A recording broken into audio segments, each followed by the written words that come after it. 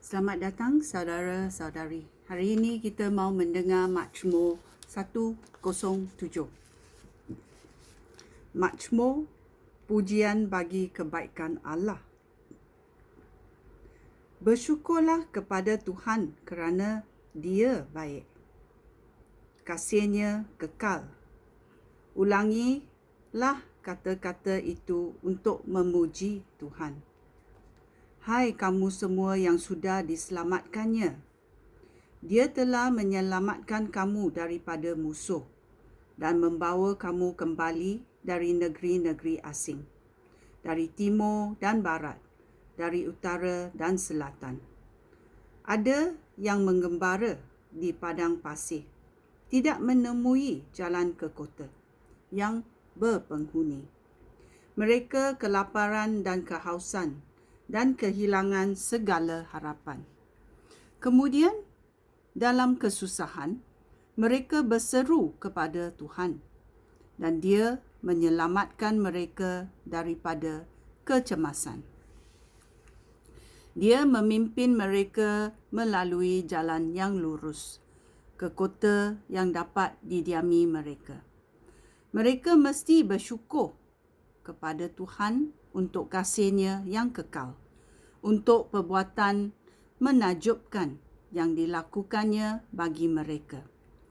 Dia memuaskan orang yang dahaga dan mengenyangkan orang lapar dengan segala yang baik. Ada orang yang meringkuk di dalam kegelapan, orang tahanan yang dibelenggu dan menderita, kerana mereka telah memberontak terhadap perintah Allah dan menolak arahan yang maha kuasa. Mereka patah semangat kerana pekerjaan yang berat.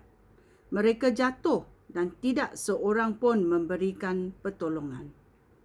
Kemudian, dalam kesusahan, mereka berseru kepada Tuhan dan Dia menyelamatkan mereka daripada kecemasan. Dia membawa mereka keluar dari kegelapan dan memutuskan rantai yang membelenggukan mereka. Mereka mesti bersyukur kepada Tuhan untuk kasih-Nya yang kekal, untuk perbuatan menakjubkan yang dilakukannya bagi mereka. Dia merobohkan pintu-pintu gangsa dan mematahkan palang-palang besi. Ada yang jahil dan menderita kerana dosa mereka, serta diseksa kerana kejahatan mereka. Mereka mual terhadap segala makanan dan sudah dekat pintu maut. Kemudian dalam kesusahan, mereka berseru kepada Tuhan. Lalu Dia menyelamatkan mereka daripada kecemasan. Dia memulihkan mereka dengan firman-Nya dan tidak membiarkan mereka mati. Mereka mesti bersyukur kepada Tuhan untuk kasih-Nya yang kekal, untuk perbuatan menakjubkan yang dilakukan Tuhan bagi mereka. Mereka mesti bersyukur kepada-Nya dengan mempersembahkan korban dan memberitakan perbuatan-Nya dengan lagu-lagu gembira. Ada pula yang berlayar dengan kapal, mencari nafkah di lautan yang luas. Mereka nampak perbuatan Tuhan, perbuatan-Nya yang menakjubkan di lautan. Dengan perintah-Nya, angin bertiup dengan kencang dan ombak bergelora. Kapal-kapal terangkat tinggi ke udara, lalu terhempas ke dasar samudera. Orang kehilangan keberanian menghadapi bahaya sedemikian. Mereka terhuyung-huyung hayang seperti orang mabuk. Segala kemahiran mereka menjadi sia-sia. Kemudian dalam kesusahan, mereka berseru kepada Tuhan dan Dia menyelamatkan mereka daripada kecemasan. Dia meneduhkan angin ribut dan ombak pun menjadi tenang. Mereka bersukacita kerana ketenangan itu, dan Dia memimpin mereka ke pelabuhan yang dituju. Mereka mesti bersyukur kepada Tuhan untuk kasih-Nya yang kekal, untuk perbuatan menakjubkan yang dilakukannya bagi mereka.